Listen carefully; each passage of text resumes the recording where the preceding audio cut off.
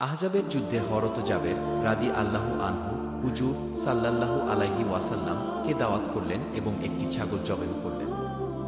হুজুর সাল্লাল্লাহু আলাইহি ওয়াসাল্লাম সাহাবায়ে কিরামকে নিয়ে যখন ঘরে গেলেন তখন তিনি খাবার এনে হুজুরের সামনে রাখলেন। হুজুর সাল্লাল্লাহু আলাইহি ওয়াসাল্লাম দেখলেন যে খাবারের তুলনায় মেহমানের সংখ্যা অনেক বেশি। তখন হুজুর সাল্লাল্লাহু আলাইহি ওয়াসাল্লাম ফরমালেন, কয়েকজন করে এসে খানা খেয়ে যাও। এভাবে কয়েকজন করে খেয়ে সবাই খানা খেয়ে বের হয়ে গেলেন।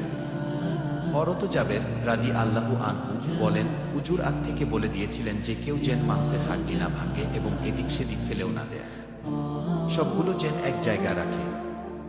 সবাই যখন খেয়ে নিলেন তখন তিনি নির্দেশ দিলেন, ছোট বড় সব হাড়টি একত্রিত করে ফেল।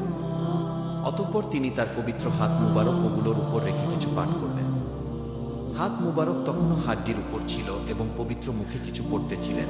এদিকে দেখা গেল হাড্ডির মধ্যে কিছু একটা পরিবর্তন হচ্ছে। দেখতে দেখতে হাড্ডিতে মানুষের শরীর গঠন হয়ে কান ঝাড়া দিয়ে সেই ছাগল দাঁড়িয়ে গেল। হুজুর ফরমালেন, জাবের, তোমার ছাগল তুমি নিয়ে যাও। মুসলিম হলে লাইক করেন, বিশ্বনবীর উম্মত হয়ে থাকলে কমেন্টে জানিয়ে যাবেন এবং আল্লাহকে লাইক করলে সাবস্ক্রাইব করেন। নয়তো বুঝবো আল্লাহকে ভালোবাসেন না।